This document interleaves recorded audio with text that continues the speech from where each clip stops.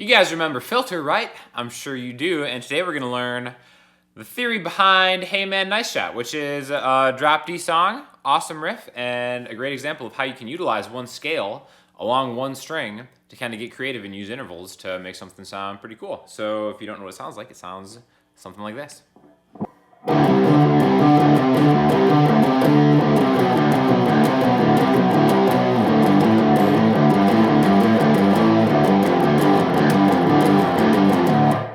So basically, all it is just kind of these power chords in drop D. So again, all that is you take the E string, the low E string, tune it down to a D, right? And now the first thing we're going to do is we're going to learn the minor scale on one string. And this is going to be true for any string. So now our low E string starts with a D. Now if we wanted to play the D minor scale, this song is in D minor. In fact, what you'll find is a lot of songs in drop D end up being in D minor for this very reason, right? So again, a scale is just a collection of notes that sound good together.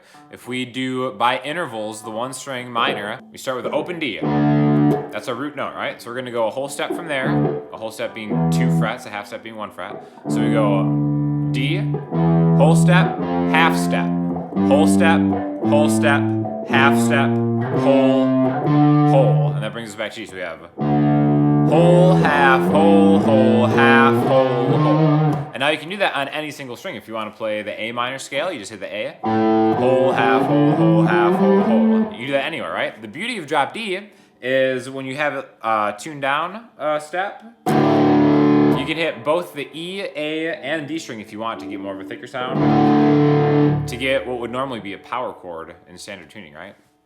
So now all you have to do is kind of just bar part of any of the frets and you get a power chord. So what this song does is it just uses kind of like a D minor interval thing, but there's going to be one thing that's changed a little bit, right? So we're going to start with this part. Now you can play it, I picked it every time. You could also play it with hammer-ons, like however you want to do it. But basically we're just hitting a D power chord, going to the 10th fret, and then hitting the octave. So this is a D, a C, and a D. Or you can think of this as being the 7th interval in the D minor scale. 1, 2, 3, 4, 5, 6, 7. So we've got a 1, a 7, and a 1. So those are the intervals that give us this riff. And now the rhythm is a pretty cool part of the song. It's just groups of 3, not triplets, but groups of 3. 1, 2, 3, 1, 2, 3, 1, 2, 3, 1, 2, 3, 1, 2, 3. Now a better way to count it, and what might be a cool challenge, is if you try counting this like a metronome. So that would be, because this song is in 4, it would be like this. 1 and 2 and 3 and 4 and 1 and 2 and 3 and 4 and 1 and 2, right? Because the accents aren't always on the downbeats, and that's what gives this like a cool driving rhythm. So basically we've got this first part with a D, a 7, and then a 1 again. And then the next part is the really interesting part. We go, which is open, 10, and 9, right? Now, as we just talked about, this is in D minor, and we just did the D minor scale. This note actually isn't in there. It's right here. So what we're doing is we're altering the minor scale and we're raising the 6th note up 1 half step. So 1, 2, 3, 4, 5. It should be here, right? The minor scale, this would be the 6 away. We're going to raise that. And now there's actually a name for this, and you might actually know it. So if we just take the D minor scale, right, in a more, what I think is a more common position to kind of play across the strings like this. If we just take 1, 2, 3, 4, 5, raise the 6, we actually what's called the Dorian mode. So even though you'll see that this song is written out in D minor, this is really like a D Dorian riff, right? So we're taking the 1, 7, 1, 1, 7, 1, 1, 7, 1, 1, 7, sharp 6, and it's the same kind of rhythm. And then we're going to go back into what is more normally the minor scale,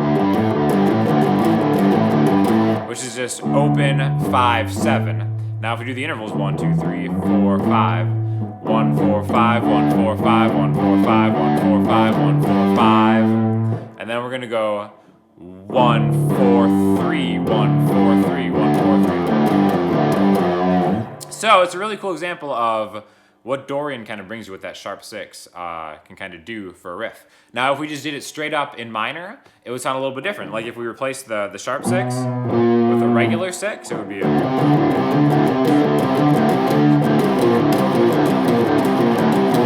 doesn't sound bad, but it definitely sounds a lot different. So that is a huge part of the flavor of this song.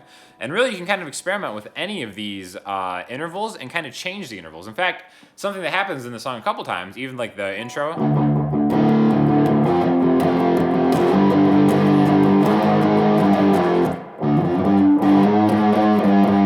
That 6th fret shouldn't be in there if we're just going by the rules of the scale. So what can sound really cool, especially with a lot of distortion in a rock context, is taking a scale and then altering it kind of like at your leisure, right? So again, really, I think it's a really cool thing to just experiment with different intervals in drop D because it makes it so easy. You don't really even have to worry about what your left hand's doing. You can just take 2 fingers and do whatever. Again, there's so many great songs are in drop D, like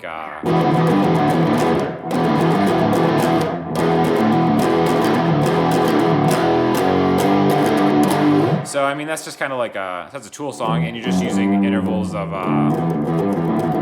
you know, you can think of that as major, whole, half, whole. So really learning like the spacings of intervals is a great thing to have under your belt, and then be able to do them in different ways. So the last thing we'll do is we'll take that same Dorian position. I'm just on the 5th fret of the A string, so this is a D. I have a whole step, a minor 3rd, so 5, 7, 8, 5, 7, 9 on the D string, 5, 7. So those are 1 octave of Dorian. And we can do the same thing that we did here if we go 1, 7, 1, 1, 7, 1. We can do the same here.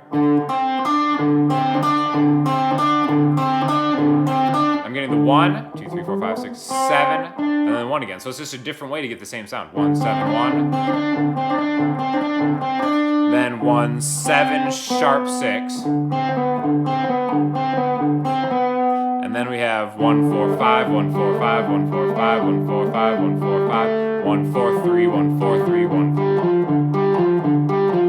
4. So being able to go back and forth between maybe like a position that way and a position this way is a great thing to do for just kind of like your understanding of the fretboard, and a great way to kind of navigate around the drop D tuning.